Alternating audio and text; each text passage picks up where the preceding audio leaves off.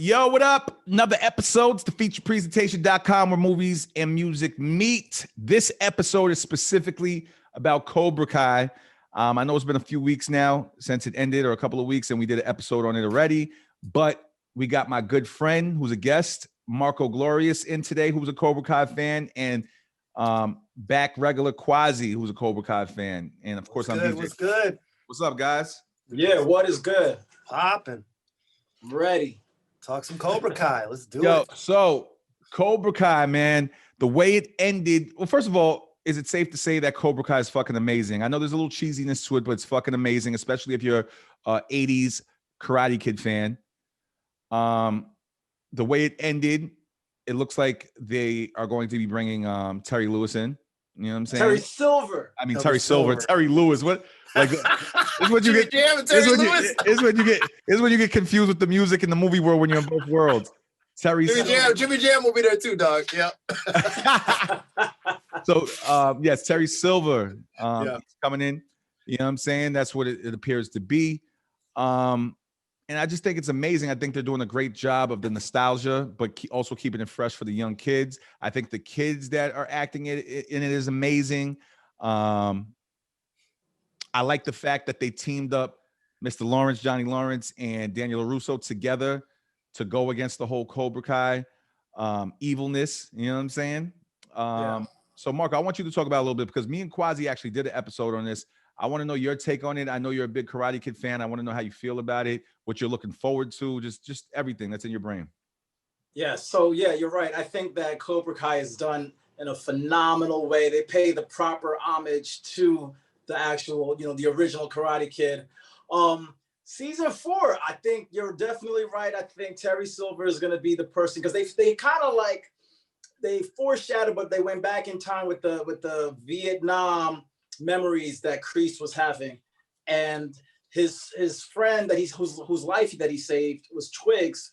I think the commanding officer referred to him as Silver. So I'm pretty sure Terry Silver is going to be the staple in season 4. Terry Silver 100% better be in season 4 or I'm going to be pissed. But that's obviously the setup. A question I asked in one of the last episodes, we've been talking about Hilary Swank a lot in a few of our movie talk episodes because she was in Fatale. And I haven't seen her in a movie, which is horrible since then. Which is crazy. Yeah. Hilary Swank has become a really great actor. Yeah. Do you think the next Karate Kid and Hilary Swank deserve to exist in the world of Cobra Kai since it existed only with Miyagi and not with Daniel LaRusso and not with Kreese and not with Johnny Lawrence? And do you think that it deserves to be connected since it was part of the franchise? I think the more they stay away from that storyline, the better. I'm not a fan of 4. It was almost like you couldn't get the original cast back, so that's what they did. I almost kind of see it as like, the movie, the forgotten movie. Like, let's pretend that movie never happened. She was Miyagi's student after Daniel LaRusso, though. I know, but this is technically Daniel, and Johnny's story, so they don't really know about her. Yeah, but I'm looking at how are they going to have Cobra Kai last, which I would love to see last to like 8 seasons, 9 seasons. They're going to start running out of ideas. Storyline that they're about to, because like you're saying, they're bringing in Terry Silver. That's obviously going to be addressed next season. They did the little tease where Kreese is on the phone. Hey, hello. He's probably talking to Terry. So that's going to happen coming up. They could bring in who did Daniel fight in the third one with Terry? The dude he fought. I can't remember his name. That he fought in the tournament. Yeah. You can bring him back. I'll Google his name. There's a ton of if Terry Silver comes back 9 times out of 10, that guy's gonna come back. Yeah, and that could be dope. So they brought Ali back this season, so the nostalgia is there. Everyone still from the first movie hasn't even been addressed really. And the whole thing really is about them kind of passing the torch as well. So this new generation of kids, Daniel's daughter, who, by the way, I think her martial arts looks like trash, but that's another story. But yeah, so but they've got the rest of the group of kids there that just that they've got their own storylines and plot lines. So I don't think they're gonna run out of material if that's your concern. I just think you just want to see Hilary Swank for some reason. Well, I just I hate You know, they do this in a lot of franchises. They like to pretend like they're doing it in Halloween. They want to pretend like Halloween 3 and up didn't exist. Like we saw it. It exists. But sometimes wanna, for good reason. Like, do you need to remember those movies didn't do it? You know, Karate Kid 4 did not do well, bro. I know, but it exists. How do we pretend it didn't exist? Like the next Karate Kid exists, so we're gonna pretend like it didn't exist. Okay. I agree with Quasi. I think it's probably best to stay away from the next Karate Kid. But if they pay like a nod, if they can do something to just, you know, to let fans and people like us know that, okay, that was a reference to the next Karate Kid, and that's about it. Maybe like 3 references at most. Not matter of fact, maybe like 1 or 2. Knowing the producers though, and the way that they're doing things, they probably have hit Hilary Swank up. I wouldn't be surprised if they haven't already hit her up on the side and be like, hey, are you interested? Would you do a cameo? They probably have, and they might just for fan service. I mean, where do you guys want to see the Cobra Kai series go? Like what if you were the producers, where would you want to make what would you do to make it great? Like where do you want to see it go? I think all of us now, just from watching these last 3 seasons, we want to see the unification of Miyagi-Do and Eagle Claw to take down Kreese and Cobra Kai. Right. I'm not sure after that where they would go. You know what I mean? Like season 4, I know Terry Silver is going to be involved in some way. I think his protege was it Barnes, Mike Barnes. Yeah, Mike that's Barnes. what I was talking about. Yep. Yeah. So that would be great to see him in season 4. If they pay a couple nods to the next Karate Kid, that's cool. But I think at this point, we want to see Hawk and Miguel back to being cool. We want to see, I think just them, everybody, just Johnny and Daniel LaRusso kicking ass together. That's what we want to see. And taking Kreese out. You know, that's what it's about at this point, you know. So that's what that's what we're going to see next season, because it's all about getting Kreese out of the way and how they're going to do that. It's not going to be as simple as just fighting them. They have to, you know, take the business back. So they got to be savvy. So I'm sure it's going to be something where Daniel has to kind of come in with the business mind, help Johnny, and this is how you can get your studio back, et cetera, or, you know, get Kreese out of the game. There's a lot of other things going on besides get the studio back. You know, LaRusso's losing his business. I don't know if you guys remember exactly from the last episode. He's losing his car business. Yep. But he's on the up with that because I was going to say they kind of closed. They just didn't sell it, but they're not on the up. They just didn't sell it, and they said, "Well, the whole thing was him going back to Okinawa and meeting the girl that he had." Right. And she kind of bailed him out. Remember? She's gonna help him, and then he's the vice president or something like that. Yeah. So she was like, she just happens to be the vice. Because remember, she was like, "Do you remember me?" And he's like, "Oh shoot, you're the girl I rescued. That I saved from Karate Kid 2." Yeah, that's karma like a mug. Karma. Yeah, right there. That was dope, by the way. And then there's the whole entire story and plot of how, you know, Johnny Lawrence's son is now being trained by Kreese. That's crazy. And you know, he was being trained by Daniel LaRusso. He kind of looked to Daniel LaRusso as a father figure because Johnny Lawrence wasn't there his whole time, and now his real father and his father figure, he's like, fuck both of them. He feels betrayed by both of them. By Cobra Kai. Yeah. So I don't know how I feel about that. I mean, it's gonna make me. I think it's dope. It makes me engaged. I think out of all the storylines, that's probably the one that's the most realistic, aside from the flashbacks with the Vietnam stuff, because that's truly about, you feel betrayed by somebody. You feel like people have let you down. Like he feels like his dad wasn't there for him, and then like when he needed him most, he decides to show up and be like, "Dude, you've always been a loser to me." It's like, nah, it's too late now. And he obviously feels that Daniel let him down by selling him out, and actually he's the one that was responsible for him being, locked up by the cops. Any smart kid could see the kid. He's trying to help you. Like, come on. Yeah, but that's not how you feel as a kid. That's why I'm saying it's realistic. As an adult, of course, you're able to rationalize more. But as a teenager going through it, he's like, y'all sold me out. It's like, peace out. I'm not with this. Like, there's just a little bit. I'm gonna let Marco talk, but there's a little bit of flip-flopping going on. Like now he's with Cobra Kai, right? I did not see that coming. Hawk just out of nowhere is a good guy. Like literally out of nowhere. I did not see that coming in the final episode. Yeah. He just like snapped and said, Well, it was like he had his moment of clarity where he's like looking, it's like, what have I become? It's like, I didn't set out to be like, to turn into the people that were initially bullying me. I want to be better than this. And he came around, which was good too. I thought there's a This lot is what of I think. I think we're not giving Robbie enough credit. I think that he's got a lot of good in him now. Like he recognized he's learned a lot from Daniel, but he also sees at this point that his father has been trying. I think he's starting to see that. And I think that he's really is on some covert operations type tip in Cobra Kai. And at some point he's going to turn on Kreese and Wait, hold and on, that's Marco. Let me stop you right there, because if they bring it to the Terry Silver thing, he's gonna be like Daniel LaRusso from Karate Kid 3 and be being trained by Kreese and Terry Silver. And I think that's more of a likely storyline. Because that's Okay. the way they've got Robbie headed, where he's like because think about this. He really was like Sus is saying, he's looking for father figures. All of a sudden, Kreese shows up and is like, yo, all that Miyagi-Do stuff aside, is like, to me, is like, if you strike first, at least you got a one up. And then he takes that advice, and then what happens? So that's why he's with Kreese in the first place. He's like, so I think he's looking more as Kreese is, all right, well, this is the guy who's a little more stable. He may be unorthodox, but let me fuck with him a little bit more and see where it goes. So I think, to Sus's point, that's probably where the storyline is going, where Terry Silver shows up and then they start training Robbie. Yeah, that sounds actually that is pretty likely, because they'll just follow the Karate Kid 3 storyline to a T with Robbie.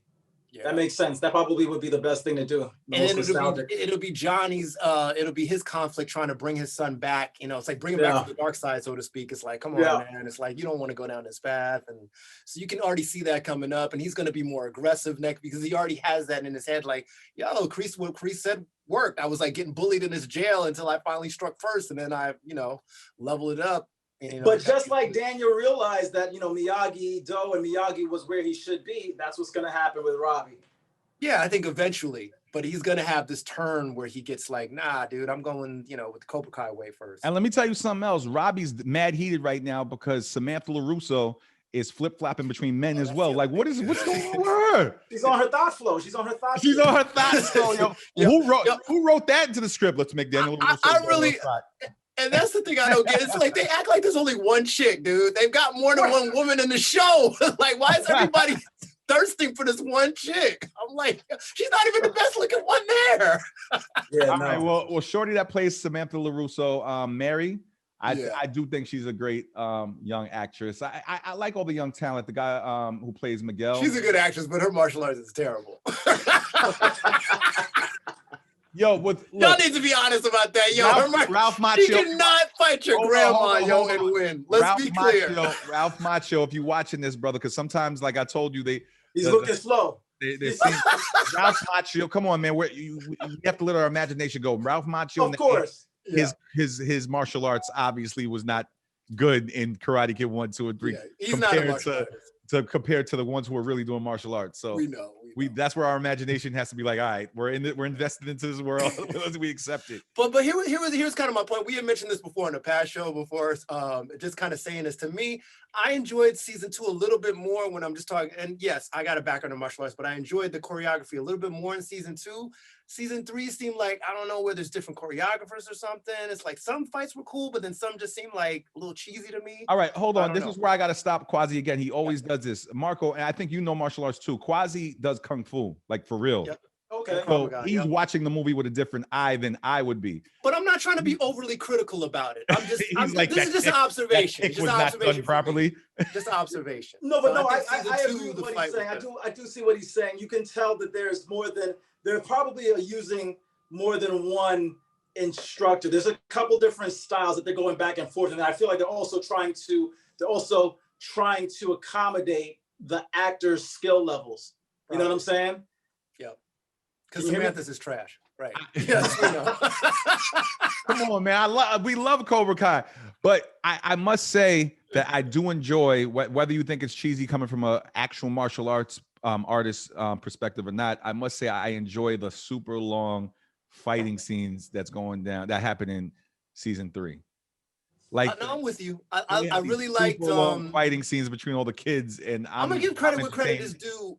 I loved when Chosen came back, when Daniel went to Okinawa and he had his little thing with Chosen, and they started going at it, and Chosen was showing him some secret to the pressure point stuff. I thought that was dope.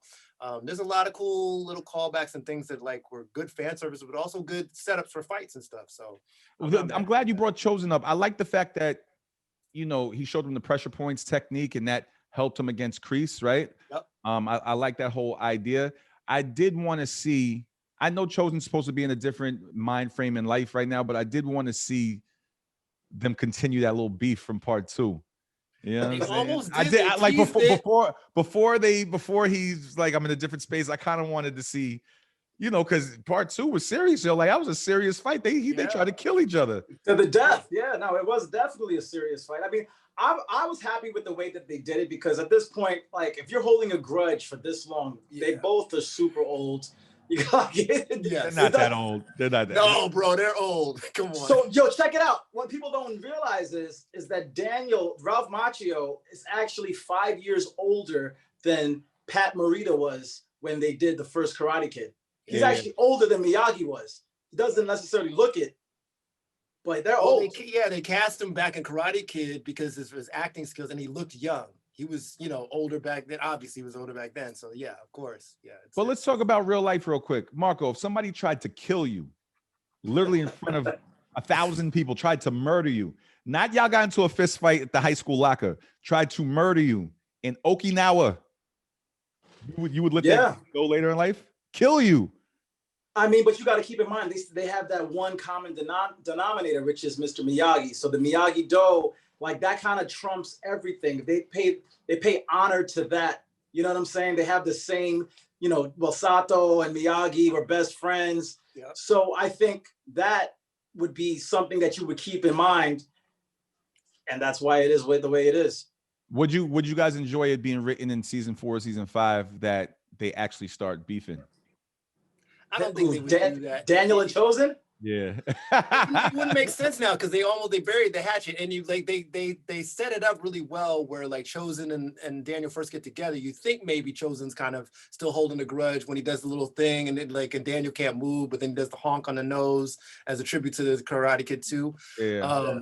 So yeah, it wouldn't make any sense. And like, kind of bringing it back to your point of them, that's the whole idea of Miyagi, though. It's like, yeah, it's more for defense, but Chosen also opened Daniel's eyes up to, we do have some offensive techniques and other offensive. And now he's on that mindset of, I'm trying to honor my instructor as well, Sato, who passed away, and he's on that more enlightened path now. So there wouldn't be a need to do it. One other thing that kind of confused me, and by the way, anybody watching this, I'm just critiquing right now. I'm finding things to critique because I love Cobra Kai. Cobra Kai is like 10 out of 10 for me. Yeah. But like the whole Ali situation where they brought Ali back. Yo, the shit that Johnny did in Karate Kid Part 1, how dare you? I don't care how many years later. Why were you guys almost about to kiss? Do you remember what he did?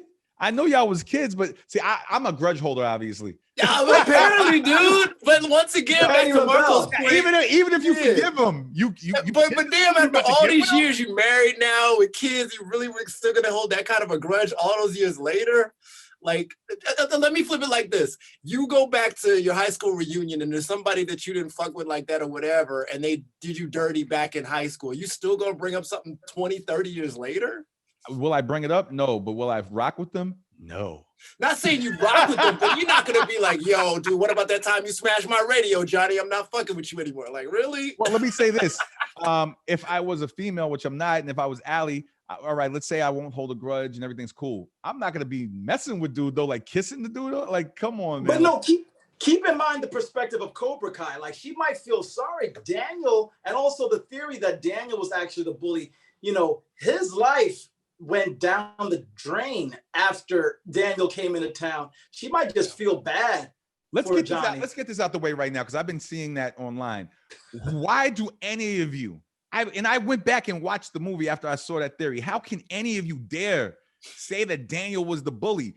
I don't buy it. Johnny Lawrence was blatantly a bully. He was doing shit. I don't agree. He came on the beach. I don't care if you lost your girl and you felt the way to Daniel. It's life.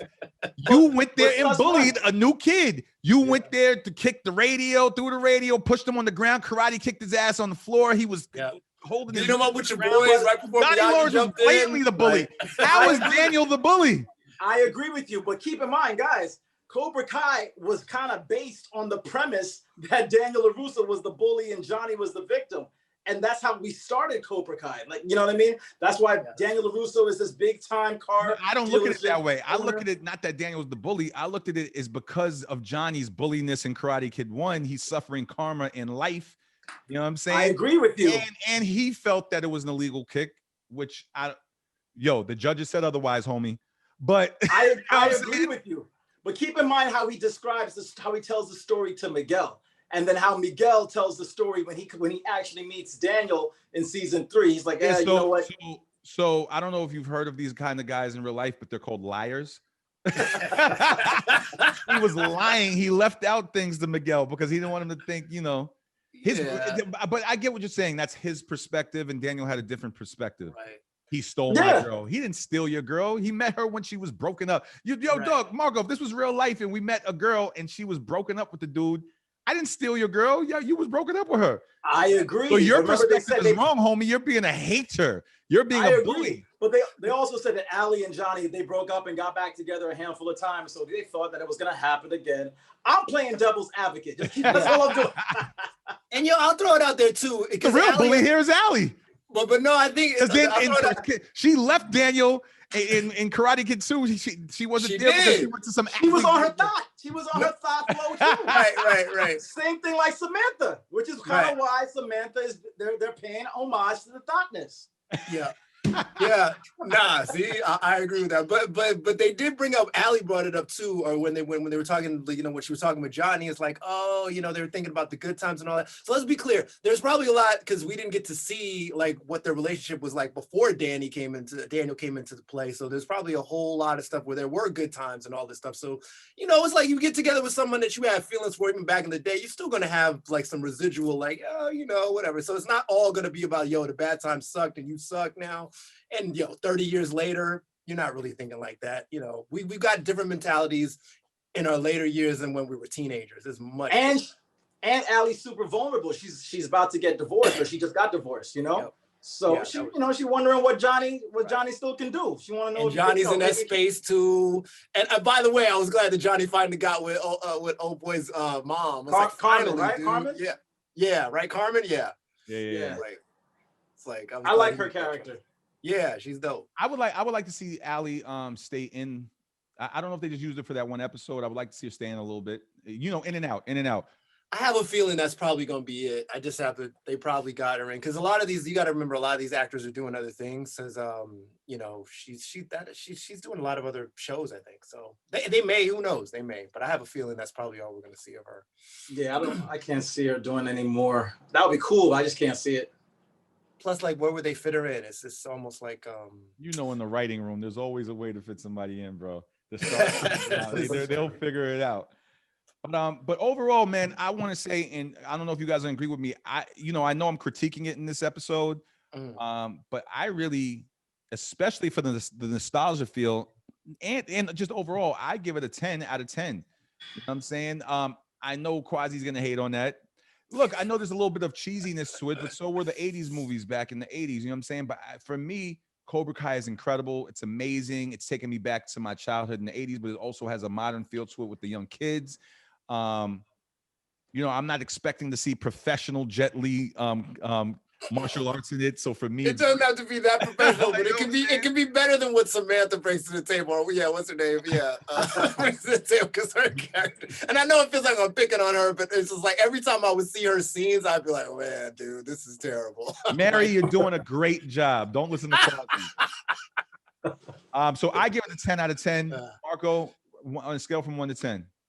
Listen, I agree with you. I think I'd have to give it a 10 out of 10 as well, just because they're sticking to the format of what the original was. You know what I mean? So that the original, it was in the 80s. It had that vibe. There was a little corn and cheese, but they're sticking to it to a T. And it's definitely bringing it has the whole nostalgia effect. 10 out of 10 for me too. And before Quasi gives me his number, that's not going to be the same as ours. You don't know that. I know that, bro. I already know by the way you've been talking. Damn, I just lost my train of thought. So you do your number first, and let me see if I can get my train of thought. Oh, okay. Scale Well, from 1 to 10, Quasi. yeah, I'll give you my number. But I was just gonna say, as a continuation of the series, I think they hit the nail on the head with Cobra Kai. I'm not gonna be as generous, but I will give it a 9 out of 10. I don't think it's perfection, so that would be like a 10 out of 10. Oh, but now I remember think what I was going to say. And isn't Yeah. it the first of its kind, if I'm not mistaken? Isn't this the first time that they did like sequels to a movie in TV show form? Like, I think it was a creative idea. Like Creed 2, they continued Rocky, but it wasn't Rocky, but that was still in movie form. I don't think Yeah. I've seen a sequel or a continuation of a movie in TV form, unless maybe I'm mistaken, but I haven't seen it. I can't think of anything either. I Yeah. can't think of anything. I'm trying to. I think There's probably 1 or 2, and I'm just not thinking right now. Well, but, if anybody's watching this video, tell me in the comments if we're wrong. But not only Well, there's a lot of movies that they'll eventually turn into TV series, so that's happened. But as They have continuations, spin-offs. direct continuations, this is you're probably. oh, this is a right. continuation with the same Yeah, this is a actors and direct everything. continuation. Yeah. I can only think of spin-offs, like, the spin-off to Bad Boys was with that show with Jessica Alba and Gabrielle Union. Oh, right. Yeah, but But that's not the same. No, this is a continuation Yeah. where Of they the direct ended the stories with movies the with direct the same actors. actors the 30 years later. So Yeah. I just think it's an amazing. Not only do I think they're doing a great job with it, I think it was just a very amazing creative idea. 100%. I'm a big fan. I can't wait for season 4. I think it's gonna be even better than the last 3 seasons. So yeah, I love the show. Cobra Kai all the way. All right, so everybody's that's 2 10s and a 9. Is there any I should have did a little bit of homework before I did. I thought I knew everything, but is there any news of when they're trying to shoot season 4? Well, I have heard they haven't started filming at all. So it's kind of up in the air, and people are saying because they haven't started shooting that the earliest it could probably be is 2022. Oh my God, bro. Yeah. What, for them to start shooting or for us to actually see something? No For problem. us to actually see something. Yeah. Okay. Yeah. All right. Well, this was a great episode. I love talking about Cobra Kai. I wanted to bring my good friend Marco Glorious in because we both do the Wendy show, by the way, quick plug. We both do the Wendy show Monday through Friday. Nice. Behind scenes during commercial break when I'm DJing and he's hosting, we always do trivia on Cobra Kai in front of everybody there. And sometimes he fails, sometimes I fail, sometimes we both get things right. You know what I'm saying? And then sometimes I'll play something off the soundtrack of the original Karate Kid movies. And we're just fans of the whole Karate Kid, franchise, man. So I love what y'all are doing with Cobra Kai. Shout out to Ralph Macchio, who I've never met. I hope I get to meet one day. William Zapka. Those are the 2 main ones. And I want to meet the young talent as well. Anything you guys want to say in closing? I'll just kind of piggyback on what you're saying as far as the series. I think the quality's there. The acting's really on point. The storylines are great. I love how it's pretty much a direct continuation. If you watch, especially Karate Kid 1 and 2, this really just directly connects. Like you can watch those 2 movies and start watching Cobra Kai season 1 and you don't miss a beat. So I love like all the fan service they do, the homages. Like I said, my only nitpick sometimes is the choreography, but that's once again, it's based on, to Marco's point, the ability of the actors to be able to do certain things, so the choreographers work around those things, and sometimes it looks good, sometimes it's like whatever. Even Kreese, if you looked at the very end, the last fight, he definitely had some stunt work in there. Some Absolutely. you can tell he's moving old as dirt. So yeah, that wasn't Martin Cove. In a less disrespectful way, Martin Cove is he's in his 70s, I believe, his late 70s. So I can't expect him to move. But his acting is really what it's about. It's not about it. So I totally get that, and they've done that, and they will continue to do that. And I'm not looking for this to be, back to your point, Celeste, to be like the Jet Li version or Jackie Chan kind of stunts like that. But guys, I don't condone cheating. We're gonna close it out like this. I don't condone cheating, but I'm down for the storyline that Elizabeth Shue as Allie messes up Daniel LaRusso's marriage, and they somehow start. I'm down for the story. It'll make me watch it, but I don't want to break up the happy LaRusso home. Okay. Yeah, they got a good family thing going, guys. But yeah, no, that's all I gotta say. Let Marco chime in, man. All I want to say is strike first, strike hard, no mercy. Right. Cobra Kai. Mercy is for the weak. There you go. Mercy is for Fear does not exist. Right. And Guys, this is another episode, thefeaturepresentation.com, where movies and music meet. Please subscribe to our YouTube channel. Like this video, and also click the bell for notifications. And we'll be back with more episodes soon. I appreciate you guys for tuning in. Marco Glorious, Quasi, I'm DJ Sus One. Let's get it. Peace.